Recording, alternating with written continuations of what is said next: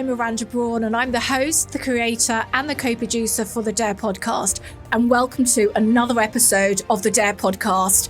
This is our first virtual episode, and I'm delighted to welcome the fabulous Piers Linney MBE to this episode. Now, don't hesitate to subscribe, follow, like, and share. It doesn't cost a thing. And this really does help us get more reach with our viewers. We are partnered with a very, very special charity, and it's the Miranda Brawn Diversity Leadership Foundation. Now, I am delighted to hand the mic over to Piers. And Piers, why don't you introduce yourself? Hi, I'm Piers Linney. I'm on the D.A.R.E podcast. So I'm the co-founder of Implement AI, and I'm also a former Dragon's Den investor on Dragon's Den. I am a co-founder of Atherton Bikes, who makes 3D printed mountain bikes, and also on the board an investor in Sen, where we have cameras on the ISS focused on Earth. So very much involved in what I call exponential technologies. Excellent. That's a great introduction. And you're also an advisor on diversity and inclusion at Sky. Yeah, I've been advising Sky for I guess like 5 years now, actually, on diversity and inclusion. It's called the Diversity Advisory Council. It was set up after George Floyd's murder. And that's amazing. We can talk about that maybe. Yes. Both inside Sky, but also things we do externally as well. I would love to know a bit more about that. So, and I've got to say, live on this podcast, congratulations, because I know you've just recently got an MBE for the King's Honours. I was having my morning suit fitting yesterday, because I'm going to Windsor Castle, I think, for my investiture. Oh. So my mum's very happy about that. She's got a new big hat, and we're all going to go down there. So it's quite humbling, actually. And my citation was quite broad. It was for small business, services to small business, entrepreneurs, investment, banking, what else? And diversity and social mobility. It's quite broad. But it kind of does accurately reflect what I've been doing for the last 20 years. Yeah. And it's great to be recognised for all the work that you have done. And your mother must be so proud. So let's start right at the very beginning with your mother, childhood. Where did that start? And how did that help you become who you are today? So my mum's from Barbados, came over in the 60s, probably that Windrush generation, to work in the NHS as a nurse. My dad, who's passed away sadly several years ago, was born in Manchester in Cheetham Hill. So he's like a Manchester working class lad. That worked in kind of middle management, like senior management in a ceramics business. I grew up in the Stoke-on-Trent in the potteries, and then moved to Lancashire. So I grew up in Lancashire in the hills, really. And I was kind of probably one of 2,500 kids at my school that was of Afro-Caribbean. That was quite interesting. So you can imagine where I grew up. It wasn't particularly diverse, shall we say. But growing up there, I was inspired by the Industrial Revolution and all the entrepreneurs and all those stories of building businesses and things that worked and things that didn't, and technology. And that's really what got me interested in business. But I started my first business when I was 13 as a paper round. So I bought papers wholesale and then delivered them on Sundays. And that was my first taste of, building a business and dealing with customers. I kind of learned everything you need to know in business on that tiny one. So I say that my parents, I'm very much as we all are, I guess, but the product of my parents. I'm kind of like, very much like my mum, but my dad was very academic. So if I need to be, I'm a bit kind of shoot from the hip. If I need to be, I'm pretty academic. I can I'm a trained lawyer. I'm an ex-investment banker. So I can go down to the documents or the numbers if I need to. So my dad was always he was like my chat GPT. He spoke 7 languages. He knew everything about everything, apart from sports or pop culture. Apart from those 2 things, he was my fountain of information. I love that. And then how did you transition from, what was school like? You must have done well at school in order to become a lawyer and then an investment banker. Or was it the other way around? Was it an investment banker and then a lawyer? I'm not sure his transition was that. So when you look at my LinkedIn, right, you look at my career, it's kind of like, okay, so I did O-levels, A-levels, went to university, became a lawyer, moved into banking and did other stuff. Right? So it looks like it's quite organized. Yeah. But it was utter chaos. I didn't have a clue. I didn't know what a solicitor or barrister did until I got to university. Yeah. I didn't know what banking was until I became a lawyer. I didn't know what a hedge fund was until I was a banker. I had no idea. It was all new to me, basically. Yeah. So I struggled, actually, I have to say, to get into law. I really did. I applied to like 70 law firms. So, it was a bit kind of Oxbridge in those days, the city law firms. And this was when? This was 1990s. This was like mid-90s. Yeah. So, and I definitely wasn't Oxbridge. I did my A-levels twice, did my O-levels twice. So, but I managed one firm. This is the key thing we should bring across in your podcast. One firm gave me a chance. So if you see talent, opportunity, I also connect talent with opportunity. And one firm thought, okay, there's something in this guy. I think I am sort of reasonably good talent. And they gave me a job. And I qualified as a lawyer. And then, but about 18 months in, I thought, I like law. I still do. I don't want to be a lawyer. It's all dotting the I's and crossing T's. And my firm was very much involved in venture capital. So I used to see the investors doing the deals with buying these companies or investing in these companies. I thought, that's what I want to do. And then somebody said to me, you should go into investment banking, right? And I literally said, what's investment banking? I didn't know what he was talking about. I thought he meant like working at Barclays. Mm-hmm. No clue. So I read up on it. I'm a fast learner. Read up on it, got the book, started reading the FT so I could get my way through interviews. And then I managed to get into what was then, you might remember this, BZW, the Barclays Web. Yeah. And then I joined in September 97 and they announced they were going to sell it in December. And they sold it. I thought I'm out. So they sold it to Credit Suisse, first Boston. Yes. Which then became Credit Suisse and now it's UBS. So I went from literally earning, nothing to earning, in today's money, probably 450 grand a year by the time I was 26. So, but it was hard work. I didn't leave the office for probably 4 years. But you know what? I loved it. It was like my Willy Wonka ticket. Yeah. And I kind of ran with it, to be honest with you. So I wouldn't say I transitioned. It wasn't organized. It was just a battle. It was quite painful sometimes. And the reason I'm involved in diversity inclusion is because people's journey shouldn't be that complicated. Yeah. Spot on. And I think what you just said is so important because all it takes is one person, one firm to give you that opportunity. And it's funny because our careers have gone similar paths. I started as an investment banker and then I transitioned to become a lawyer. And now I'm a portfolio board advisor and I invest in some companies. And so it's quite similar. So I can totally understand. But for me, when I was 14, I always wanted to be a lawyer. So even though I was an investment banker, then I was a hedge fund sales trader. But when I started investment banking in the 90s like you, but it was the mid to late 1990s, I didn't know about investment banking. I didn't really know about hedge funds or anything. So I was definitely more on your page with regards to it just organically happened. And I think when we get to our age, people sort of think that this was part of the plan. And it was like, no, this was not part of the plan. I mean, if someone had said to me when I was 18, starting banking, this is how your career is going to go, I'd have been like, this is a big surprise. When I was young, I said, I want to go into business. And everyone said to me, become an accountant. That's what they said. Because people around where I grew up, they had businesses, but they were all like brickies, they had a quarry, they had a joinery business. Well, if you said to somebody, I want to work in finance, including my parents to some extent, they look at you blankly. No one knew what I was talking about. Yeah. So I had to kind of find my way. I found my own way. And that was pretty difficult. But I think that's so important to find your own way. Because I think in this day and age, even now in 2026, it's a case of you want to be a lawyer, you've got to get really good grades, clearly, but then you've got to go to a good university, go get a training contract. I didn't become a lawyer down that route. I went down my own route.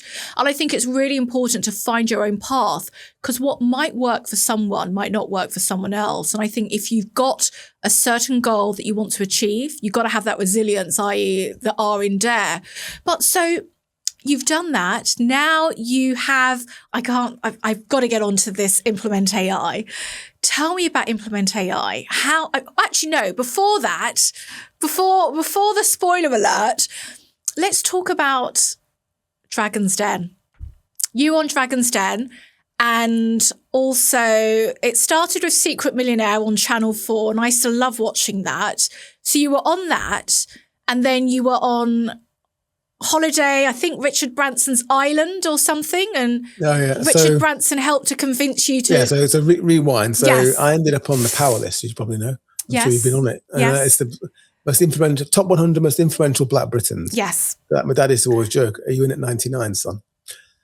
So I'm on this list of like influential Black Britons, right? And researchers like lists like that, and they go down these lists, and I tick boxes. I grew up in Lancashire. I went to a Milltown comprehensive school. I became a lawyer, banker. I made some money, that kind of thing.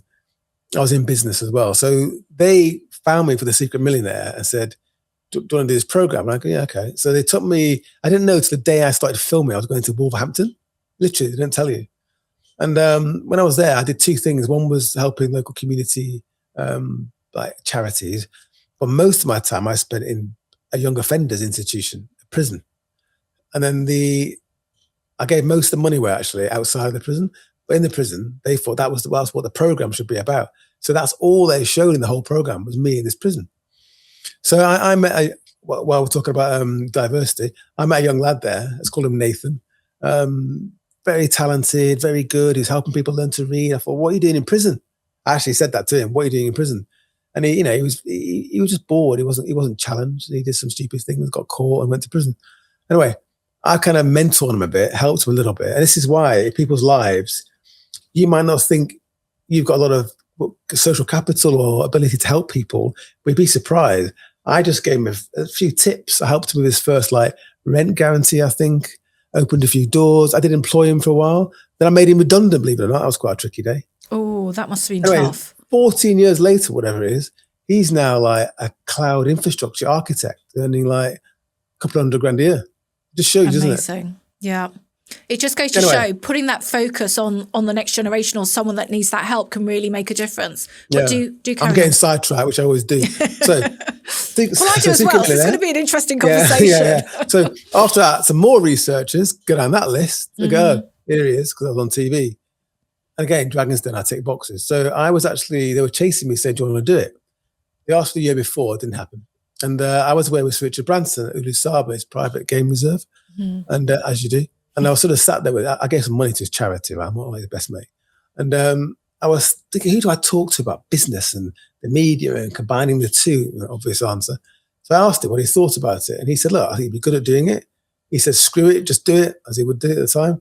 And he said, do it. Call them back. And I go, oh, okay, we'll do it. And I started walking away. And he said, no, call them back now. And he made me call the producer there and then and say, I'm in. That's why I ended up on Dragon's Den. Amazing. And tell me about the Dragon's Den experience, because I don't know if it was a recent interview or I read somewhere, but apparently you were on for 2 seasons and they were filming, it was 10 to 12 hour days, and it was done within 4 or 5 weeks. Yeah, the long days. So Dragon's Den's a funny one because it was 10 weeks of my life, nearly 10 years ago. I know. But it's still there in my life every day. I get, because it's all on TikTok now and YouTube Shorts, whatever it is. I get 17-year-olds going, oi, you're Piers Linney. I'm like, what? It's crazy. But long may it continue because it's open doors. Yes. So Dragon's Den was one of those things where, you're in a Milltown comprehensive school, right? Thinking, what am I going to do in my life? And then fast forward several years and you're with Sir Richard Branson and Ulu Saba asking him whether he should be a dragon on Dragon's Den. Yeah. Bonkers, literally bonkers. So it's opened doors for me. I wouldn't be talking to you probably if it wasn't on Dragon's Den, let's be frank. It's let me meet people and do things I wouldn't otherwise have done probably or met. And it's given me a profile, and I've tried to use that profile in useful ways, not just milking it all the time, although you get a few keynotes here and there, which is good. So it's kind of a life-changing thing, really. But on the program, it was, you turn up there, you're in this set, none of it's real, by the way. You're in this set and you're like, hello, Deborah, Peter, Duncan, Kelly, and you just got on with it. And it's real. So when you know nothing about them, they come out, they pitch to you, probably for an hour. You only see 12 minutes. So an hour, 5 people, the question, the pitch. And when I was in Dragon's Den, it was in BBC Factual. Now it's in entertainment, it's slightly different. Yeah. So they're there for an hour, and then what's interesting about Dragon's Den, I think, is that it's like it's like a multiverse, right? So you shake hands, or you don't. They do the bit.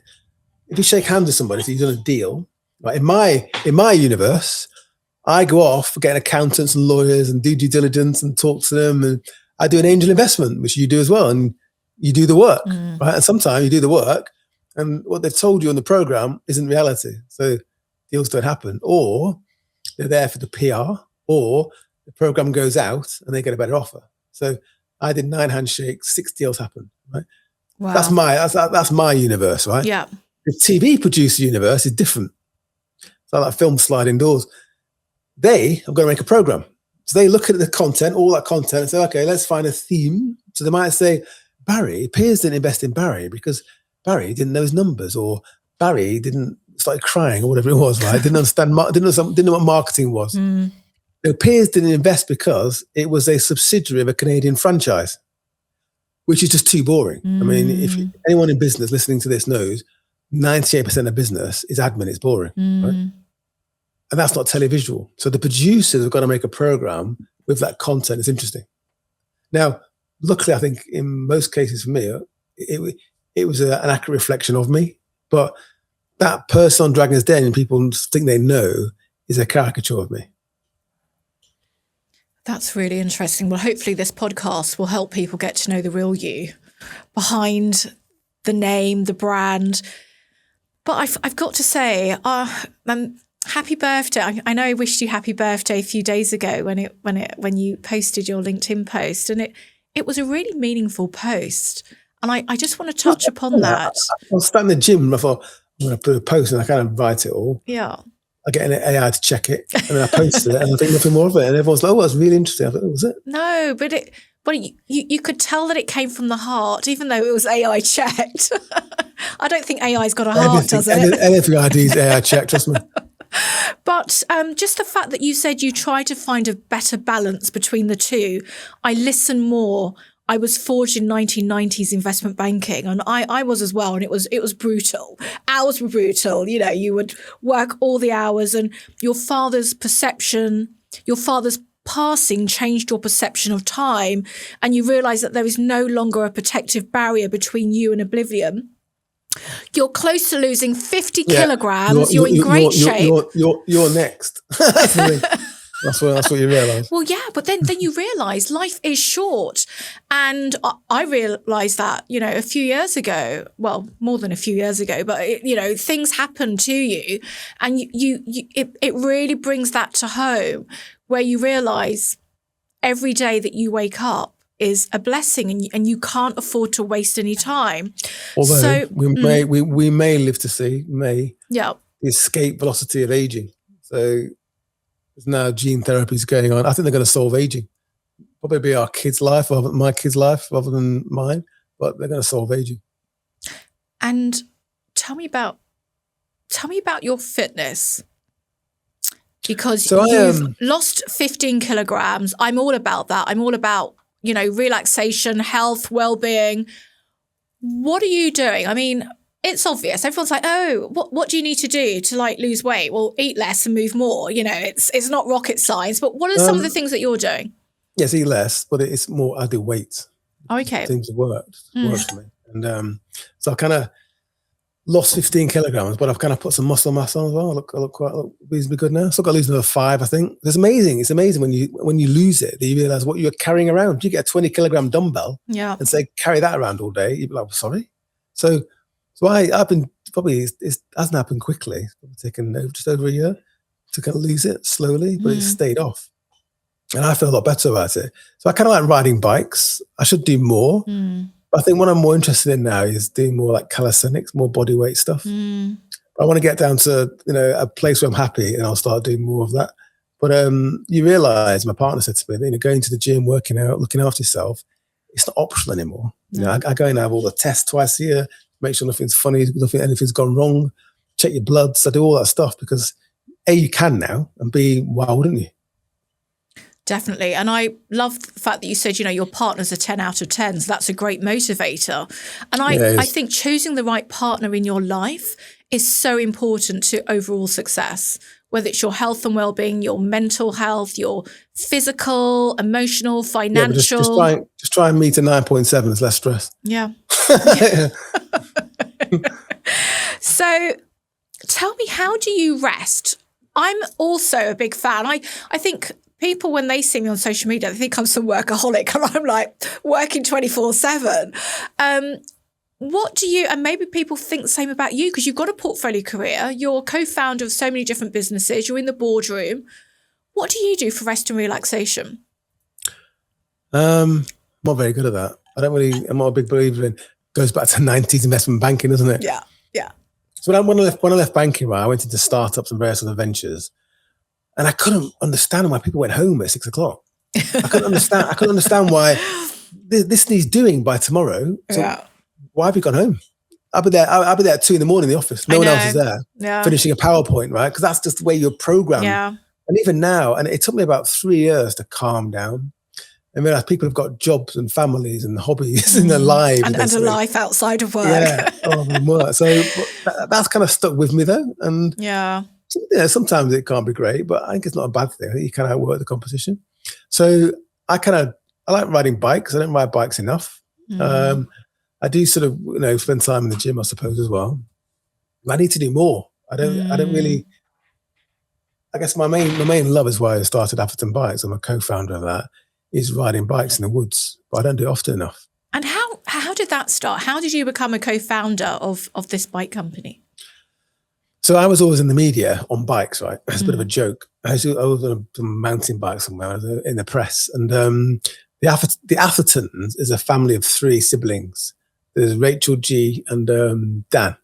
And Rachel was won the World Championship 6 times. She's like Sports Personality of the Year, runner-up twice, I think. And G's won it about twice, I think. And Dan's just won in mountain bike. He's won various races. And they pinged me on Instagram. Said, Piers, can we have a chat? I was like, whoa, what's G Atherton want to talk to me about? And I met him in Manchester at my lawyer's offices. And they said, what's this all about? We want to start a business. What do you think? I won't go into all the details of it, but we're kind of bringing technology together, the Athertons. They had those ingredients, but they needed someone to help put a business together. So I helped pull it all together, basically, and focus on the financing, structure, board governance. I'm not designing bikes, trust me. So I was more the business. I'm sure you person. could if you put your mind to it. Yeah, well. So where are we now? So we're now, when did it start? 6 years later, and we're, I reckon, the most innovative mountain bike brand in the world. And we're just about to launch an e-bike, which is absolutely mind-blowing. It's the best e-bike and e-mountain bike in the world, as far as I'm concerned. So that business will probably turn a corner this year to maybe profitability. But it's been a long, hard slog, man. We make 3D printed mountain bikes from titanium with lasers in Wales. I mean, it's insane. Amazing. And so let's get on to implement AI. I mean, this is the majority of this podcast, I really want it to be AI focused as well. So do tell me, how did that start? And I really want to start with, how did you find your co-founder, and what sort of research or tips did you undertake in order to make sure you've got the best co-founder possible? And also, what research and tips did you take to actually decide to found Implement AI? And maybe even start with what Implement AI is. Yeah, you're assuming I'm structured again. I'm not. So Implement AI, we started, it's come up to 3 years ago in May, when ChatGPT 3.5 kind of came up. ChatGPT. And we kind of looked at that and thought, hang on a minute, if this goes the way it could go, this is going to change everything. This is bigger than the internet. This is bigger than telecoms, mobiles, all the stuff I've ever done. Cloud computing, it's bigger than all of that put together. So I looked at it and thought, this is really interesting. And then about 8 years ago, I did a podcast on NatWest. And one of my guests on the podcast was this sort of medtech entrepreneur called Alok. And we got on, really. We kept chatting, we stayed in touch. I kept bumping into him in random places like Waterloo Station, Pret-a-Manger. And that's weird because he lives in Lisbon. So, you know what I mean? So I was like, oh, hello, what are you doing here? We kept talking. And then around that time, when ChatGPT came out, he was doing some stuff with AI, kind of AI training for like parents and educators, basically. And I said, oh, what are you doing there? I looked at it and we got talking. And we kind of thought, this is a massive opportunity to sell this to businesses. Right? We had no idea no idea at all. We just thought, we understand the technology, kind of. Let's go and talk to people about it. So we kept talking about it. Then one day we thought, you know what, let's just start a business and get on with it. It's so big that you've got to get on the pitch and kick the ball around. You're not gonna find out how to do this in the stands. You need to get on the pitch. So we set up a business and we just basically invented products. We said, look, let's go and talk to people. And they said, that's really interesting. Could you show us? Could you do a pilot? And we go, oh, okay. So then we started doing pilots. So we did these pilots. So we say, this is what AI agent, this is what AI could do. Here's a pilot, we build it. These are silos of code. This is pre-vibe coding. And we deliver a pilot. And they go, that's really interesting, actually. And that was the end of it. And then over time, over 2 years, we had lots of insights into what are these pilots doing? How do organizations engage AI? How can they use it? And those pilots became called AI agents, right? They weren't called AI agents. So we kind of thought, okay, so we built a platform. And our platform simply is called AI OS. And it enables you to deploy digital workers into your business. So sales support, analysts, computer use, you've got various different specialisms. So if you think about your workforce today, it's all humans, right? And they're using technology. Now you can deploy AI agents or digital workers that can also use technology as well. But the capacity is completely different. They can work with massive data sets. They can work 24/7. They can work concurrently. So it's very, very different. And the technology is catching up. You need nice, clean workflows now, but over time they'll get messier and messier. So we're not really replacing people's jobs yet. We're augmenting people. But it's a huge opportunity, and we're kind of growing. We started selling the platform late last year, and we want to get to like 2 million ARR by the end of this year.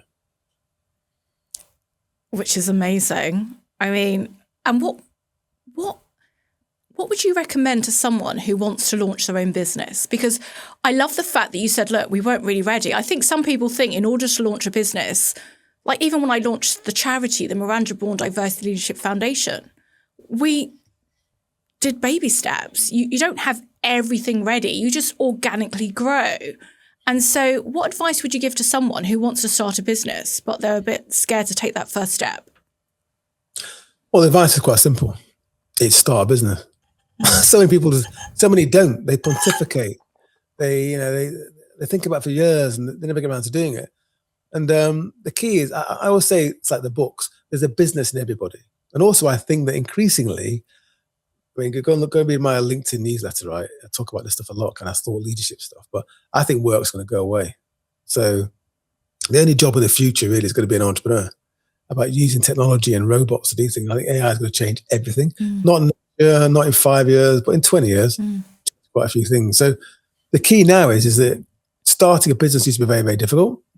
Infrastructure, all the stuff you used to need. Now you don't.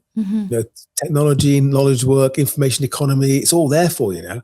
And the beauty of AI is that you can now have an infinitely patient, infinitely knowledgeable sidekick, mentor, that's there for you. There's a guy, I go to a gym near my partner's, and this chap came up to me and he goes, "Oh, you're Piers Linney." I goes, "Yeah." "What do you do?" He goes, "I'm a pipe fitter." He goes, "Okay, cool." He goes, "Well, I want to get out of it." I goes, "What are you going to do?" "I want to be a personal trainer." I goes, "Okay." He's going, "Would you mentor me?" I was like, "I can't commit to mentor. I get asked that 20 times a day." Yeah. I said, "Well, you don't need me. I'm useless. Use AI, use ChatGPT." Yeah. Or watch the D.A.R.E podcast and you can listen to D.A.R.E Penny's advice. And he's saying, "Oh, I use it, it's a bit rubbish." I goes, "Are you paying for it?" He's like, "No." I goes, "Firstly, pay for it. It's much better. If the AI is rubbish, you either have used a long time ago or you're not paying for it, right?" Anyway, I saw him again about a week ago, and he's like, "Oh, it's changed his life." So AI, when I start a business, is the best co-founder you can have. So my advice is call it a side hustle, whatever you want, but start the business. Don't just talk about it, because that business, that idea probably won't be the one that you end up still running in 3, 4, 5 years. Yeah. They pivot, they change, it goes out of business, you start again. But unless you try, you're not going to learn. It's great. It's great advice. And so for someone that might want to, who would benefit from Implement AI? How can someone who's watching this podcast or listening to it, how can they get involved? How can they contact you and potentially buy from Implement AI? Well, it's implementai.io is a website.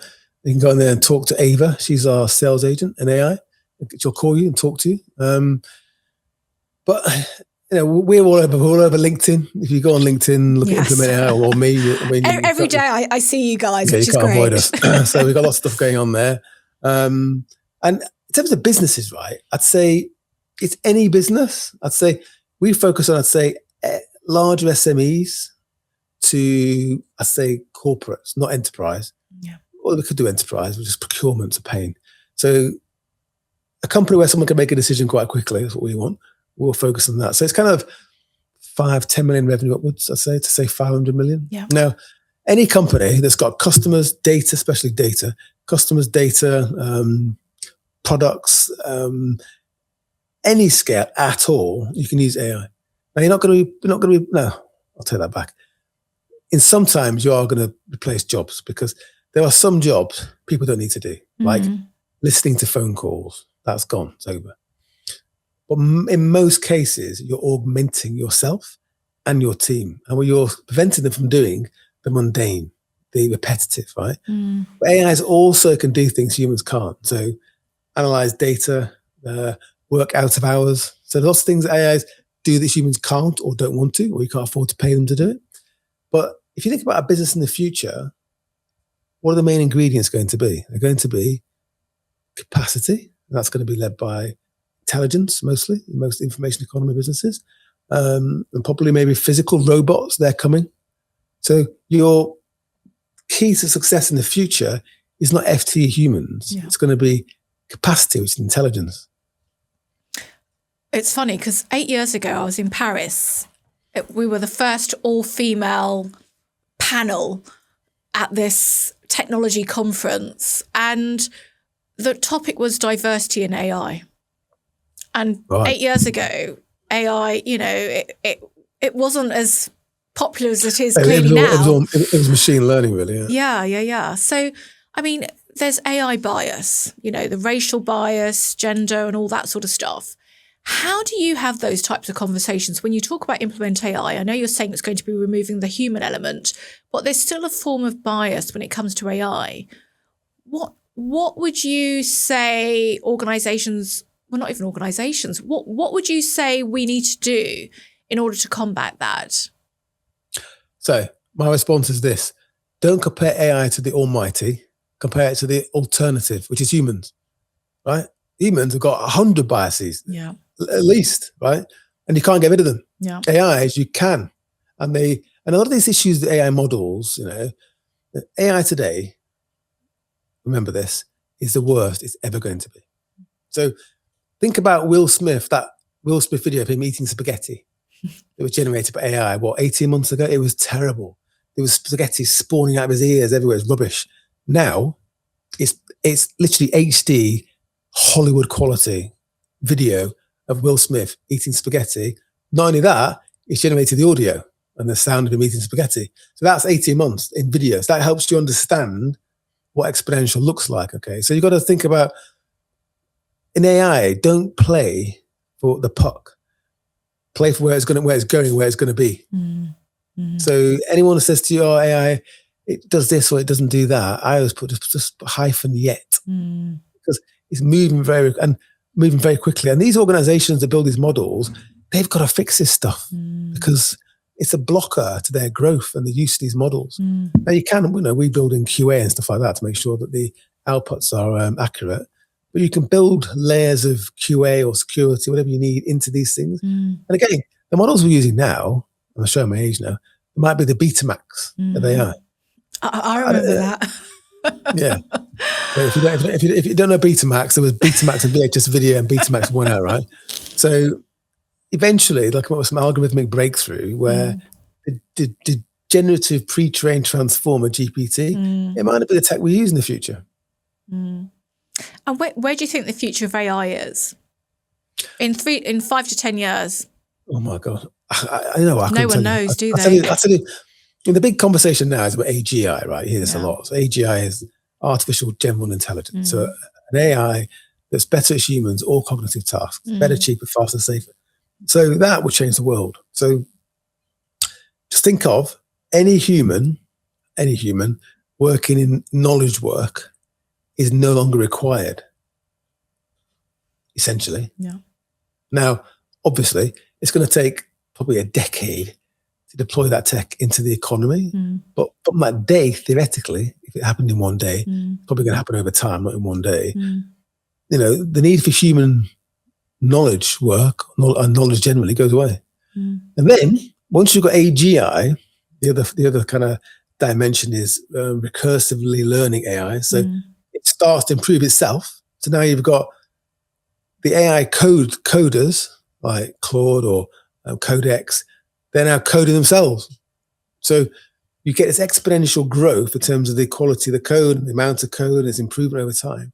And then what you then move towards is ASI, which is super intelligence. And that is something we won't understand. That is a new species. It might be part of evolution. So you're clearly very successul. That's why you're on the Successful Mindset podcast called D.A.R.E. But let's talk about failure. Well, you say that. We could do a whole podcast on my failures. You know, I think that could be for season 4, you know, because I think we don't talk about failure enough. And every successful person has gone through a period of, or a few scenarios at least, of failure. And I always say the most successful people have probably got the highest number of failures.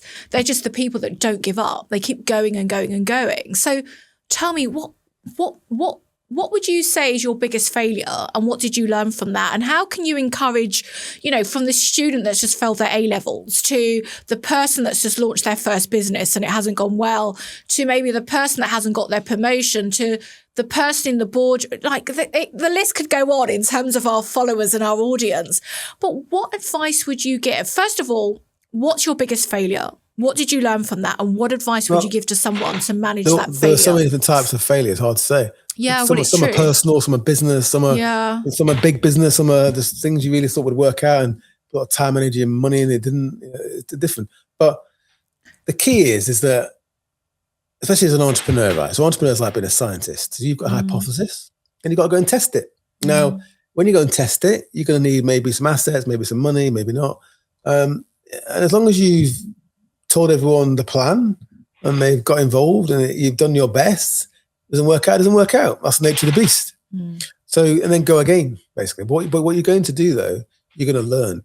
That's why you have serial entrepreneurs. Serial entrepreneurs, they can do that because they know where the potholes are. They've been there, they've done it.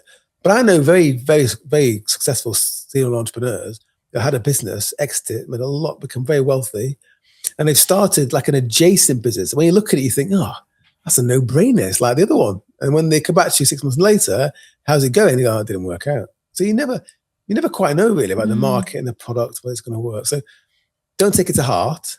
You've got to try. And any failure, the key really is to look at it, analyze it, try and understand what went wrong, and then try and change your outcomes in the future by doing it slightly differently, not just, you know, doing the same thing over and over again.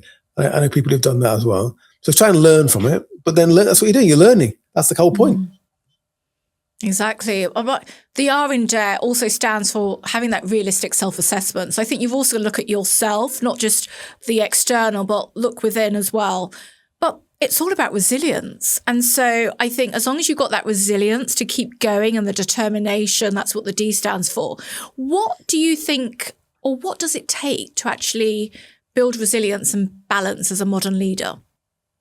Oh, wow. I mean, I suppose resilience is more of a, to some extent, you can learn it, but it's a personal thing in many ways. Some people are, some people aren't. Leadership, though, you can learn. So, you know, the army, you go to Sandhurst, they teach you leadership. It's a skill. So you can learn leadership. Now, I don't think you can completely learn to be, say, entrepreneurial or be, you know, or you might be risk averse. I think that's part inbuilt and part you learn it. So before the technology boom, most venture capitalist firms back what are called MBOs, management buyouts. So these are people that have worked in a business for many, many years, and the owner wants to get out, or the owner, or you think you can do a better job, so you buy them out. Hence management buyout. And that's where venture capital started in the UK. And those people who bought those businesses out became very wealthy, very big names. If you went through them, you'd know. But they never thought they were going to be a business owner or an entrepreneur. They never expected to be one, but they learned along the way how to operate that business, and then became business leaders and business owners. So you can learn it, but I think risk aversity sometimes is just inherent. It's inbuilt. And how do you manage risk? That's a good question for me. I'm not risk averse, which is good and bad. So, yeah, whether that's riding a bike down a mountain at some ridiculous speed, you need to, if you fall off, you're going to hospital, yes. Literally. Or whether it's in business, relationships sometimes maybe, but more business, I'd say, especially young ones. Hopefully not the young relationships, or I don't know. No, for me, there's always a solution. It's always like, well, the problem. And everyone goes, oh, problem, what are we going to do? And I'm just kind of like, okay, well, they're the options. Take one and get on with it. So I'm much more about, I always say in business that a good week in business is 5 steps forward and 3 back. And it's all about focusing on the solution as opposed to what the problem is.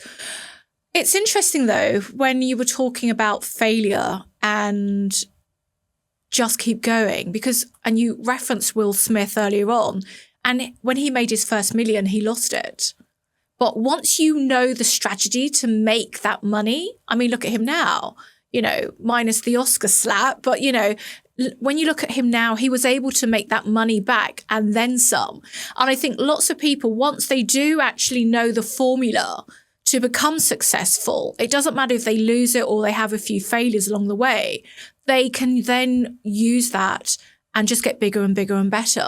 And I've seen that so many times when I've spoken to people or I've read their autobiographies, that definitely seems to be a trend. I mean, what do you think is the formula to your success?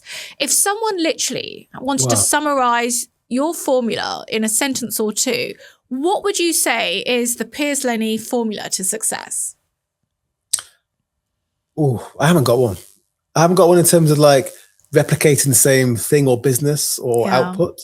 Yeah. Because they're so different. All of them are so different. Yeah. But I say with me, I've always been, you said earlier, when we started the podcast, I've always been fascinated by the future. So the future is a very interesting place in that it never actually arrives, which is not a great thing sometimes. I spend too much time there. So I've always looked at, well, what's coming down the pipe? That's what's interested me. And I've always tried to build that or make it happen or conjure it into existence, okay? And then they're most of the businesses I've been in. I mean, one business I'm an investor in, I'm on the board of, we've got cameras on the International Space Station pointed at Earth. Right? Go on ITVX, there's a whole TV channel called Space Live. There's a whole new media channel. This is Charles, the founder. Stuff like that. But so mine's always been looking ahead, see what's coming down the pipe and trying to make it happen. I've never really, maybe mobile was one, I suppose. I was in mobile for a time, which is kind of a narrow business really. It's been around for a long time. But how I execute that, I don't know. I don't really know. The key to it really has always been people. If you haven't got a good team, it's not going to happen. Simple and relationships, maintaining relationships. Build relationships, I guess, because over time, my circles of relationship have all kind of started to overlap. So they all kind of interlinked. It's quite useful over the years. But you need people around you that can fill in the gaps that you've got, personality, capability, whatever it might be. And then you need people that can execute your plan. And you've got to be able to admit to yourself that might not be you. And that believe in your vision. And sometimes you could be the founder of an organization, but you might not be the right CEO. So it's really important to find the right people that can help you deliver, but that believes in your vision. Yeah, and also as your business grows, you may find the people that were at stage 1 or 2 or 3 are not right for the next stage, and they can be very difficult conversations. You built a business where you all started off and you're having pizzas on your kitchen table, you built the business, and 5 years later, you look at everyone and think, oh, they're not the right people to go to the next stage. Very difficult. Yeah, no, spot on. So this is a successful mindset podcast. What success mindset tips do you follow, if any? I don't really follow the mindsets. What's my mindset? My mindset, I guess, is I'm very resilient. So I always get back up and get on with it. So resilience is probably one of them. And also, do you do like vision boards or affirmations, visualization? I guess I do visualize, right? But I don't do it in a kind of formal way. I kind of daydream, I suppose. But I am visualizing stuff, and I kind of see stuff, and I wave my arms around a lot. I think in pictures. So one of my superpowers, people tell me, is that I can turn complicated things, make them explain in simple ways. So I guess to me, I kind of visualize the future. Okay, it's a flipping future. I start visualizing today. Actually, I might avoid more risk. But I don't really have a formula or mindset. I don't get up at 5 a.m. and get an ice bath. I just get on with it. Sounds great. And so, look, you're clearly very passionate about diversity and inclusion and all of that, especially advising Sky. How did you get involved with that? So Sky, when George Floyd was murdered, they put actually £30 million, a lot of money, into this program, and they put together a board, essentially, a council, the Diversity Advisory Council of people, and we advise Sky senior leadership on their diversity and inclusion strategy and things they're doing with the money, essentially. Now, it's fascinating, Sky, because even though the diversity has become less cool, shall we say, in the last few years, they haven't backed away from it at all. So you've got a great group of people, and what Sky's done is change the organisation internally, just in terms of the mix of the organisation, diversity and inclusion. So I always say that diversity has been asked to the party. That's nice. Inclusion's been asked to dance. So they're quite different things. And what Sky have also done, they invested in things external to Sky. So it's very interesting. And I've learned a lot from it as well about, my journey and how you can impact people, how important it is, the impact it has on a business. People always think, can't be bothered. But diverse businesses are stronger, they're happier, and they're more profitable. So if you haven't got a diverse business, especially big ones, you're not really doing your job. Spot on. And it's funny because 3.5 years ago, nearly 4 years ago, I started research at Oxford University as a visiting fellow called the Brawn Review on boardroom sustainability, inclusion and governance. And we launched this at the House of Lords in October 2025. And it was on 50 recommendations on how do you make the boardroom more sustainable, more inclusive with good governance. What advice would you give to organisations, the boardroom and its organisations, in terms of how they can become more inclusive and more sustainable? Well, I'd say the main thing is, actually, I did an article on my LinkedIn newsletter the other day about AI and fiduciary duties, slightly different, but also boards need to be focusing on. But I would say the key really is not just to leave it to chance. So you've got to have a plan. Take Sky, for example, right? They've got a plan. They've got numbers. They've got targets. And people in the organisation, unless you've got a number and a target and it's baked into your comp plan, it may as well not exist. So that's the key to it, is have a realistic target. Creating a diverse business when you've got, 100,000 people at the bottom, you can do it. When you get to the board and there's 6 people and, with one woman and a load of white guys, it's quite hard to change things around. So you've got to think about, be realistic at every level, have numbers, have a plan, and then bake it into people's comps so they actually do it. And also, it's not a project, it's forever. And that's, I think that's really important. And it's funny because when I started the review nearly 4 years ago now, diversity was booming, everyone was part of it. And so I especially called it the Brawn Review, Boardroom Sustainability, Inclusion, not diversity, but inclusion and governance, because I wanted everyone to focus not on the diversity within the boardroom, but how do you make the people, once they're in the boardroom, how do you bring the inclusion part to that? Because if that one diverse person is being outnumbered or the majority of everyone else in the room doesn't agree with what they're saying, then it doesn't make a difference. And it's just unfortunate now in 2026, certain organizations and companies are backing away from diversity and even using that word. And now the chief diversity officers or head of diversity and inclusion is now becoming head of culture, inclusion. It's like inclusion is more of the safe word. And had I known that that was the future to come, I would have stamped diversity on that Brawn Review and, wouldn't have called it inclusion. But I really wanted the focus to be on the inclusion part and not the diversity part. I mean, what do you think? Are you seeing organisations that you're dealing with, are they backing away? No. Sky certainly aren't. Yeah. So most organizations that have done that, though, tend to be linked to America in some way. And they're worried about losing some government contracts. That's what a lot of it is. Or having, literally administration chasing them. So most companies are still doing what they need to do because they understand the importance of it. And the people in the organization want them to do it. They're asking for it. And also, you've got to remember, putting AI to one side for a moment, there's a war for talent. So talent is going to go and work somewhere where they feel as though they will feel as though they're part of the team. It's all about belonging, isn't it? You feel as though you belong there. You don't like an outsider. And they want to stay there and build a career there for a period of time. So in that war for battle, you want diverse businesses. And the ones that have shied away, I think, it's just short. So it's pathetic. Yeah, I totally agree there. So we are coming to the end of our conversation. What is next? What is next for Piers Linney? I'm getting old now. It's my birthday. I'm getting old now. So I think the biggest thing I'm ever going to get involved in is AI. So it's trying to build a business where we can create real value for our customers and build a scalable business, because that's it could be valuable, but it's actually just fascinating. I've done lots of things in my life, right? But AI and what you can do with it and how it's evolving very, very quickly. It literally, it's fascinating. It's exciting. I love it. So that's the focus for now. I do other things, obviously, but that's the main focus. That's my day job. I mean, I'm literally operational in the business. 14-hour days, proper startup life now, staying in Premier Inns. And that's what I really admire about you.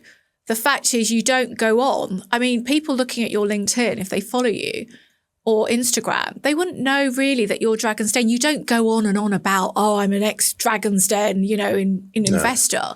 You're more relevant to, okay, this is what I'm doing now. And most of your posts, in fact, all of them are around that. I think just on that, I'm glad that I wasn't defined by Dragon's Den. Yes. I was just on it. Yes. Because some people are still, like they're still there and they're not. Persona. Yeah, but it's been a great foundation for you. So we always ask, what we're going to do is do some rapid fire questions.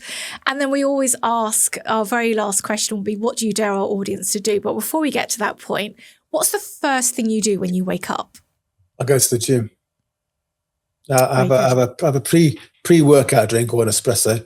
I literally just drag myself out of bed and get out the door and go to the gym. And what's the last thing you do before you go to sleep? I put my phone in a lockbox. Because I'm useless. I haven't done it recently actually, but I should do. About 9:30, I lock it away. I can't open it until the morning. It's a timer. But they're saying that. They're saying it's really important to have those healthy breaks away from your phone. We're spending like 6 hours. It doesn't matter. You think like, I'll go and look at that on my phone. Oh, no, it's gone. It's literally gone. Yeah. You can only get it back if you go online, fill out a complicated form and give money to charities like that. That's quite good. But I'm not really big on routines. People I know say get up at 5 a.m. in the morning, run a half marathon, have an ice bath, have a massage, and that's not really me. I'm not that organised. No, I'm the same. When people are part of the 5 a.m. club, and it's like so many of my friends but you're successful and you're not part of that club. I can get up at 6:30 after that, and it doesn't work. I don't get it myself because they go to bed at 9:30. What's the point? It's just like you're just shifting the same time, aren't you? So what's keeping you up at night? Complexity of implementing AI, believe it or not. Yeah. That's the main thing. It's kind of like my brain is going into gear sometimes, like the last few nights where I can't get to sleep. So, but just working out how do you help organizations understand the technology and design products that add immediate value. Oh. And what's your favorite book that's potentially changed your life? Oh, changed my life. Oh God. Or just your favorite book if it didn't change your life. The one I've been reading recently was quite bonkers. Is Accelerando. So it's worth reading, by Strauss. I got his first name, and it's a future, and it's like 3 generations. So one's just in the future. It's about technology, basically. What's amazing, he wrote it in 2005, I think. And he talked about AI. He's talking about AI that he's got. Then we're kind of like spacefaring civilization, and it goes beyond. But it's amazing the detail in there and what he got right, given the fact when he wrote it. And that's quite a recent book, actually, that I've read. But another good book is The Hard Thing About Hard Things by the founder of Andreessen Horowitz. That's quite a good book. It's a business book, I think. But no book's changed my life. And I'm not religious. That's interesting, because I'm quite spiritual. For me, my book was Think and Grow Rich, Napoleon Hill. I read that when I was like a teenager. I didn't go to sleep until I finished that book, and it's quite a big book. But what about your favourite film? Do you have a favourite film? No, you're going to ask questions like that. And I'm so broad. Oh, yeah, I've got a favourite film, Interstellar. Oh, okay. And song? What's your favourite song? That's harder. Or music type. I'm like dance music. Yeah. I mean, you don't really have songs, do you? But and they change. They go out of date very, very quick. I used to be, when I was young, I was really into like Prince. That was Prince. That was the only like pop star I ever really followed, really. I loved Prince. But as I've got older, but I like some classical, really. I love classical. I played the piano from the age of 8, so I got into classical through that way. Well, my dad made me this classical. He goes, sit down, and he played me all these like film scores. He's like, oh, it's all classical. I didn't realise that. But more, I like Afro house, piano house. Yeah. I grew up going to clubs. I even saw the tail end of the Hacienda, actually, as well, in Manchester. I went there before it closed. So that's been I say in the 2000s, was just clubbing. And Ibiza. I used to be every year. Yeah. It was definitely a scene. So when was the last time you cried? Ooh.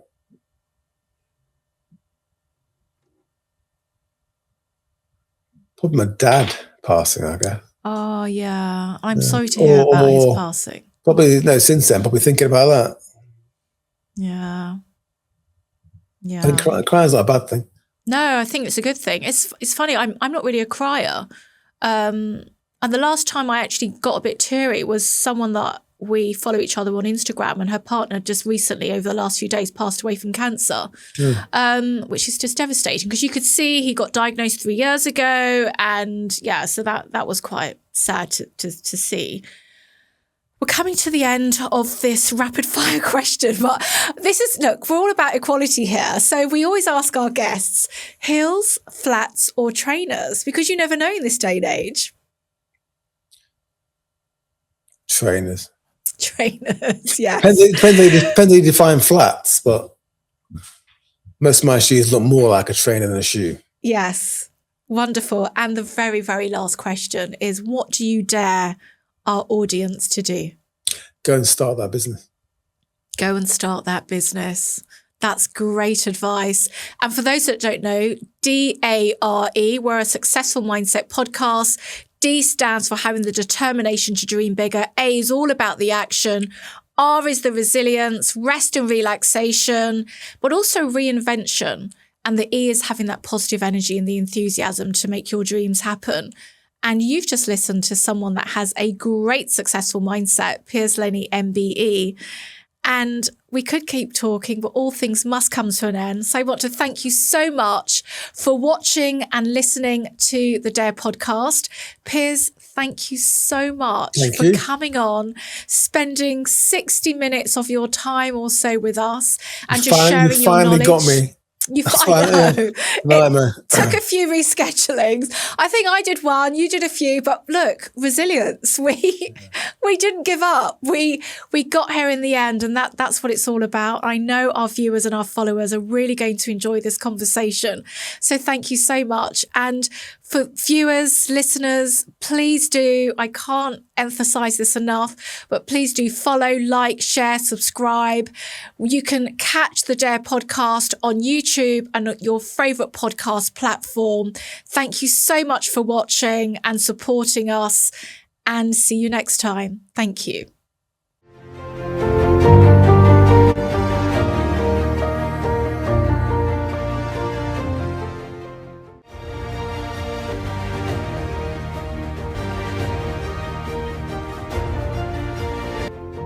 Tune in every month and then hit the repeat button to become the best version of yourself.